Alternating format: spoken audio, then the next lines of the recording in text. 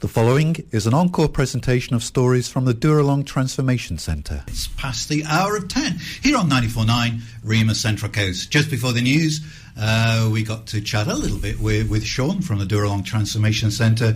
Now's our opportunity to dig a little bit deeper as far as Shaun is concerned. So I'll say again, good morning to you, Shaun. Good morning. You've been at Dooralong now for 7 months. That's correct. Yeah. What was the old Shaun like? What led you to Dooralong? When I was a young fella, from the age of 12, I pretty much grew up in a town called Tenambit, which is in Maitland, New South Wales. And we didn't have much as kids growing up. We pretty much wore each other's clothes. Like, as I come from a family of 9, so we were a very poor family as kids. Yeah. I had an abusive father at that age.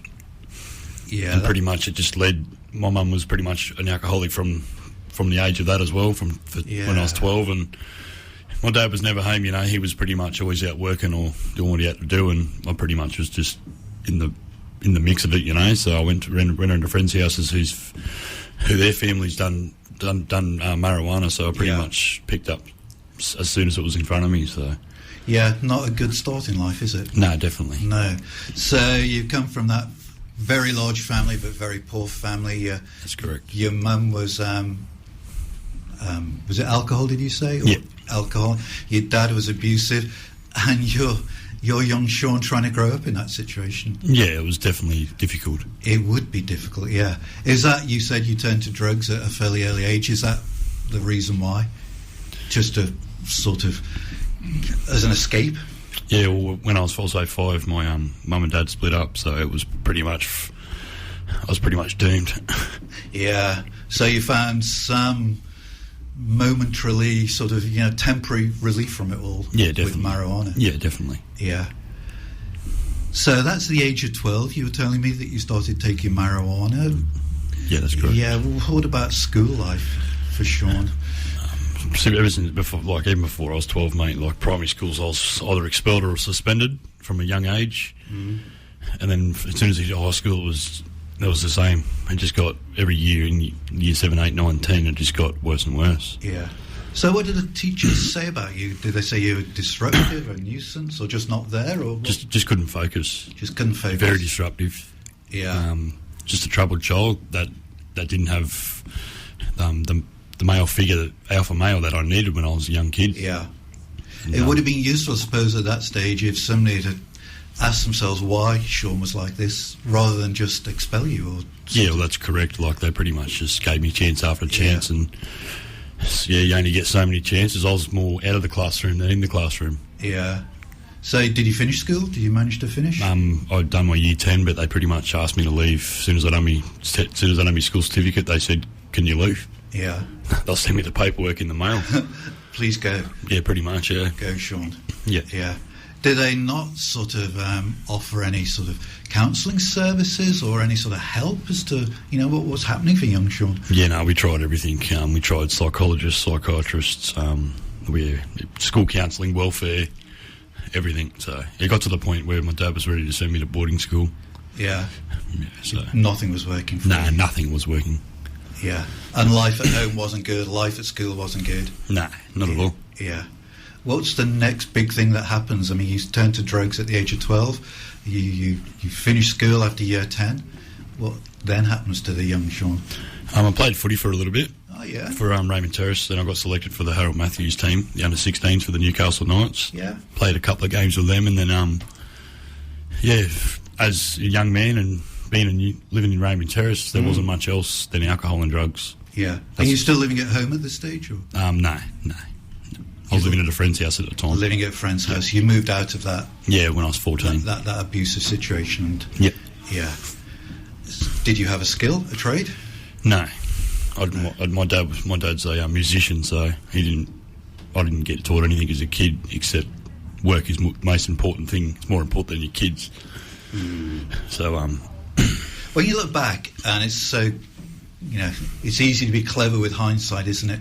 But you see all this sort of all the ingredients there for for a troubled life. I mean, the poor childhood, the abusive childhood, the finishing school at year 10, not having a stable home and just sort of living with mates and couch surfing, not having a trade.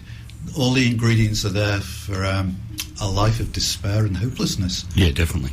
And is that what it came to for you? Yeah. Yeah. So the drug, you said it was marijuana. Has it remained marijuana all the time? Yeah, pretty much until before I came to Dooralong. That's what it was. That was your main... Not my main, I got that and ice as well. Ice. And gambling and pretty much everything. So... Are you then one of these? We've had them before. They say they are polyaddicts. Yeah, is that's that the correct. Right word? Yeah, Is polyaddict. Yeah, and that's label's the wrong word, but that's a diagnosis for you. Yeah. That you have an addictive personality, so yeah, definitely. So it's gambling. Would that be pokies and stuff? Yeah, that was probably that was my main one why I came to Dooralong. But I was pretty much on a methamphetamine drug, which is the ice, every time I was on the pokies. So. Yeah. You could also invert that with it as well. You're painting a picture of a life that's just aimless and just spiralling. It's just got no direction. It's just not going anywhere, and it sounds a pretty miserable life as well. Yeah, I definitely didn't make it any easier for myself. Did you seek? Did you sort of reach out for help? Definitely. Yeah. Were there any good people that came alongside you? Yeah, when I was about 17, I went through a system called the Oasis Centre in Newcastle. They gave me a little place to live in with someone off the street as well. Okay. But as soon as I was only there for about 3 months, it actually got burnt down. All the blocks got burnt down, and I pretty much was on the street again. Back on the street. Back on the street, and as soon as I hit 18, I was in jail. Yeah. And when you say back on the street, you literally were living on the street? I was literally living on the street. Yeah, in shop doorways, in car parks? Bus stops, park benches. Wherever I could find a building that was unique and somewhere to stay, like I'm just undercover in Newcastle, there's plenty there, so... Yeah. Dangerous, though. Very dangerous. Young boy. Yeah, definitely. Yeah. And any money that you got would be spent on the drugs and the alcohol? Yeah, definitely. Yeah. What changed it all? Because we know that you've been at Dooralong now for a long time, well, last 7 months. When did you... Well, the journey to Dooralong, we've talked to people before, and they've said that they talked about the gift of desperation. They found themselves in a really desperate stage or sort of place in their life, and that's when Dooralong became a possibility. Is that the same for you? Did you have a real low point, a rock bottom? Yeah, about 2 years ago, I come out of a 7-year relationship, and we had a baby. I got a 5-year-old daughter coming up. She's turning 5 next month, and had everything at my feet, mate. We had a house, we had a car, we had a nice young family, and I don't know, the alcohol and where I was working at the time was just getting the better of me, and my habits and my addictions just made her fall out of love with me. So it just come to a point where she had enough. Over 7 years, enough's enough. And I couldn't have that around my daughter. Yeah. And I suppose after that happened, I just literally threw the house in. I moved out, moved back to old places and things, and my life just got worse. Just spiraled down. It was just a time bomb waiting to happen. As soon as I went back to Raymond Terrace. Yeah. How come you're at Dooralong? I'm at Dooralong because before I come here, I heard about it, and I thought I'd give it a go, and I read up about it. I looked at people's stories on YouTube, and it's definitely inspiring for where I wanted to get my recovery. Yeah. At first, I wasn't quite sure if I wanted recovery this time, because I thought my life already wasn't going to get any worse. But ever since being here for this amount of time, it's 7 months. It's given me hope, and it's given me faith that life is a lot better without drugs and alcohol. And there is a possibility of a good life, because you're still a young guy. Yeah, definitely. Yeah. So you listen to some of the podcasts. I think the listeners know we record these stories, and we put them... one time we used to put them on a YouTube channel. You listen to some of those guys, and they gave you a bit of hope for the future? Yeah, definitely. Yeah. Did you ring Dooralong, or did somebody ring Dooralong for you? I was actually linked in with a place called Matthew Talbot in Newcastle. Oh, yes. And there's St Vincent's de Paul, and I had a drug and alcohol counsellor there, and she pretty much said to me, this is what's on offer if you want it. And that's when you started doing a bit of research. And started doing a bit of research. And then, just ended up getting on the waiting list, and here I am now. Because realistically, at that stage in your life, there was nothing else. There was no other option. The only other option would have been, it doesn't bear thinking about. There's only one other option. I would have been dead. Yeah. Or in jail. Yeah. That's it. You made a good choice, Shaun. Definitely. Yeah. Well, the time is coming up to 24 minutes past 10 on this Wednesday morning. We're talking to Shaun from the Dooralong Transformation Centre. The picture he was painting before we broke for music was a despairing one, a hopeless one, where he had an abusive sort of childhood. He had left school after year 10. School asked him to leave. He has no qualifications. He leaves home at the age of 14. There's drugs, there's alcohol, there's gambling in his life. It's just a despairing tale that Shaun was telling us. The one bright thing was that he was linked in with St. Vinny's, wasn't it, Shaun? Yeah. And it was somebody at St. Vinny's who first mentioned Dooralong. Yeah. Yeah. And you researched it and you thought, I might give it a go. Yeah. Yeah. And you said just before we broke, because the alternative was probably you'd be dead. Pretty much, yeah. Yeah. So you say yes to the Dooralong opportunity. You come to Dooralong not knowing what to expect. You have to go to a detox first. Was that hard for you? Because you've been on drugs for such a long time at that stage. It was at first, but it's what I wanted to know. Yeah. I went to detox. I was only there for 4 days at Lakeview at Belmont. Yeah. At the first day was probably the hardest. Yeah. But as I was only there for 4 days, so I didn't really get much time to detox. But I was pretty much went there for 4 days and straight to Dooralong.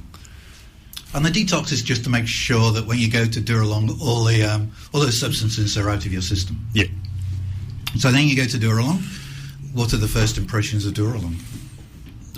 Well, when I got picked up, I was thinking, where am I going? Who are these crazy people? Yeah. But as I got there, I got settled in pretty much as soon as I could. Yeah. Pretty much straight away, and off I went to do what I had to do. Yeah. So you've been there. You go through the sort of the induction phase, I think, don't you? Yeah. And then you start the hard work. Yeah, the hard work. I think induction was actually probably the hardest for me. In what way? As it's like going to school again. Like it's like starting off all over again, and it's where you actually find out if this is what you want. Yeah. That was probably the hardest part of the program for me. Because if you are of a rebellious nature, and perhaps you were at that stage, there must be a temptation to rebel and just walk away. Definitely, yeah. Like some days I'd think, is this what I want, or do I just want to go back out there and use? Yeah. That's what it was like for me for the first 2 weeks in the induction, and then after that it just became easier as I got into my structure. Yeah, yeah. And as you sort of continued with the work at Dooralong, you have to do the group work, and we're not going to go into this now and unpack it on the radio, but those childhood issues that you mentioned, they would have to be addressed, I'm guessing. You can't just leave them buried away there. No, you can't leave them buried away, but like if you've got an issue that you're not comfortable talking about, you don't have, like, you're not forced to, but it's recommended that you do. Yeah. But I've come out with most things. Yeah. It's just, yeah. How did you find that? Because I think it's men are not good at it. By that I mean we're not good at talking about our feelings and opening ourselves up and making ourselves vulnerable. Was that hard for you to do to begin with? At the start it was. Yeah. But as I started to do it and had to a lot of participant support and the support workers and the case workers there, it became easier. Yeah. And does it feel good to sort of talk about those issues and get them out and air them? Well, definitely. It's like that phrase, it's better out than in. Yeah. There's certain times, there's a time and place. Yes. For talking about things. Yeah, you've got to do this in a really safe environment. You've got to be able to trust the people around you, and it's just got to be right, hasn't it? Well, that's like the fellowship, mate. What you hear here stays here. Yeah, yeah. Well, I'm amazed at, well, not amazed, but I'm impressed by the number of guys that we get in who talk about the fact that they although the therapy work and the psychologists and the counsellors are really great at Dooralong, they also learn as much or get as much support and encouragement from the other participants, the other people doing the course. Yeah. There's a sense of community where you're all in this together. Yeah, definitely. This is, it's like a little family, Yeah. So if somebody's doing it tough, somebody will come alongside. And definitely. You'll always have someone, open their arms, and if you need a hug, mate, they'll give you a hug, or if you need someone to talk to, they'll be there to listen. Yeah. So that's the hard work that started, and it's still a work in progress for you, I'm imagining, because this has been such a large part of your life. It's not going to be put right overnight, is it? No, it's going to take time. It's going to take time.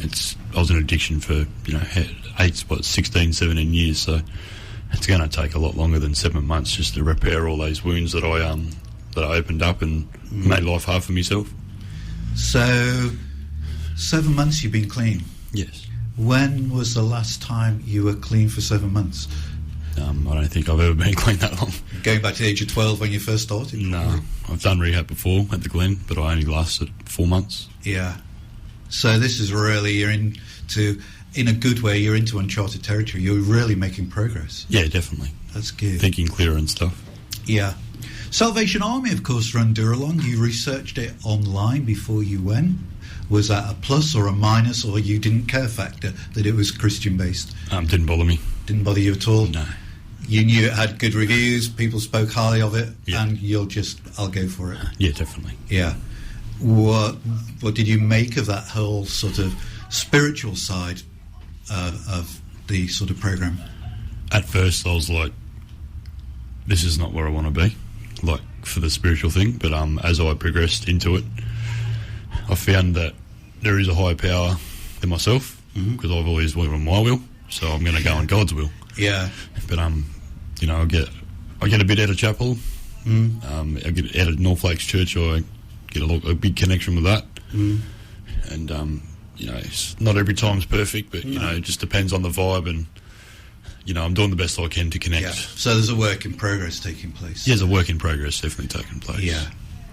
How would somebody meeting you today for the very first time, this might be difficult for you to ask, we should ask those people around you, but how would the Shaun of today be different than the Shaun of 12 months ago? The Shaun of today can be 100% honest. I can be reliable, persistent and determined. Yeah. 12 months ago, I wouldn't have had any opportunity of doing that. No. I would have lied my way through everything. Yeah. And there would have been an air of despair and hopelessness about definitely Shaun of 12 months ago. Definitely. You say you've got hope back in your life. What are your hopes? My hope is just to be the best person I can be for myself, for my daughter. Yeah. And just to gain that self-worth back. Yeah. Yeah. And that's a huge, huge step to have that hope, isn't it? Yeah. Back in your life. Yeah. It's giving you a reason to carry on. Yeah. Yeah. That's terrific. You're listening to 94.9. It's just gone 25 to 11. We're talking to Shaun this morning. Shaun has been at the Dooralong Transformation Centre for the last 7 months. And when is it that you graduate, Shaun? 30th of October. So you've got about another 6 or 7 weeks to go? Yeah, roughly, yeah. How do you feel about graduating? I feel very proud of myself. Yeah. And it's definitely a night that I'm looking forward to. Yeah. Because the ceremony takes place at the chapel night, doesn't it? Yeah, it's definitely an inspirational Wednesday nights. They're the best. I reckon they're the best times of the week at Dooralong. Yeah, there's so much energy in that room. Yeah, there is a lot of energy. Yeah, and it's so heartfelt. It's raw, that energy, isn't it? Yeah, I think everyone that walks into that, for me anyways, every time I go into chapel, it's I definitely connect. Yeah, in some sort of way or another. Yeah. Sometimes you can't put it into words, and there's pointless trying, but you just feel it. Yeah, you feel it, definitely. Yeah. So you graduate in 7 or 8 weeks' time. What's the next stage in Shaun's recovery? The next stage in my recovery after I leave Dooralong will be to go to Erina House, which is a transitional house. Yes. And I will be continuing my recovery, going to meetings, church, and also trying to find employment. Yeah. And how long do people, on average, stay in that transitional house? I think it's 3 to 6 months. Yeah, yeah. And it's a good idea, isn't it? Because Definitely. we've said it before, but it's nevertheless true, however many times we say it. Life's a bit of a bubble out at Dooralong. Yeah, it is a bit of a bubble. You're pretty much wrapped in a cotton wool environment. Yeah. I've learned to find over the last few months that it's only the foundation for what's out in the real world. Yeah. And therefore it's probably a good idea to sort of ease yourself back into, the mainstream world, if you like, gradually. Yeah, definitely. And with some help and support. That's exactly right. Yeah. You say you come from Raymond Terrace. Is the aim to go back to Raymond Terrace? No. No. You say that as if the aim is never to go back to No, Raymond. definitely not. No way. Yeah. There are too many memories and too many temptations, too many people there that would perhaps try to drag you back into an unhealthy lifestyle. Definitely. Yeah. So somewhere on the coast, maybe. Yes. Yeah. Okay. So what would you say if there are any Shauns of 10, 15 years ago listening at the moment? If there are people out there who are, they're like you are. They are hopeless. They are despairing. Their family life is crumbled. Their relationships have just gone to pot. They've got no real job prospect. Perhaps like you, they are literally homeless. Is there a word of encouragement that you would have for somebody like that? Yeah, my word of encouragement would be to just to don't ever give up. Always believe that there is hope and faith out there, and that someone does love you, and that is God. And I believe that if you need help, give the Salvos a call, because they have saved my life, and they are an inspiration to myself and many people that I've seen in recovery. Just give the Salvos a ring. Good advice there. You mentioned there that somebody does love you. It's God. Do you feel that love? Every day. I feel that it's a feeling that I've never believed in when I was young, but it's a feeling that I've came to believe since I've been at Dooralong. Yeah. And you talk about church. You said that when you go to the traditional house at Erin, you'll try and find a local, sort of maybe a Salvation Army church, because they've got one down on the... Yeah, no, definitely. Yeah. I'd definitely be open to that. Yeah. Would you have thought 12 months ago that Shaun would be going to church every Sunday? No, I definitely wouldn't think I'd be in the house of the Lord on a Sunday. No. But you found acceptance and no judgment there, and a warmth and a generosity of spirit. Definitely. Yeah. It's amazing, isn't it, that people can, the church sometimes has such a bad reputation, but when you go to a sort of a good church, the people there are just so warm and lovely that it just blows you away. Yeah, the people are beautiful. People are beautiful, yeah. You mentioned, Shaun, a little earlier in our talk, your young daughter, who's got a birthday coming up very, very soon. Does she figure in your hopes and dreams for the future? Yeah, definitely. I definitely want to be that father figure that I have failed to be before. Yeah. And I've definitely got hope for that now, and it's just a matter of connecting with her again and interacting with her mum.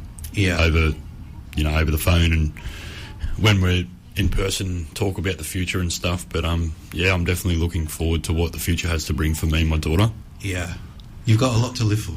Yeah, definitely. You've got your daughter, and you've got yourself. Yeah, for the first time in a long time, I've definitely found my self-worth. I've started to love myself again. I'm starting to really enjoy life. Yeah, and like yourself? Definitely like myself. Be proud of yourself. I'm very proud of myself. I've come a long way. You have. And I've got a long way to go, but it's one day at a time. One day at a time. It's been a real privilege talking to you this morning, Shaun. We just pray as you leave that God will, who guided you to Dooralong Transformation Centre and the wonderful place that it is, that if he could guide you to that place and get you in without going on the waiting list, that he's got plans for you as you go out to the transitional house, and has plans for you beyond that as well. And we just pray that you and him will sort of walk that journey together. It's been great. Thank you so much. You've been listening to an encore presentation of the Dooralong stories, which can be heard live every Wednesday at 10 a.m. and repeated 8 p.m. Sunday and 1 a.m. Wednesday, right here on 94.9 rema.cc.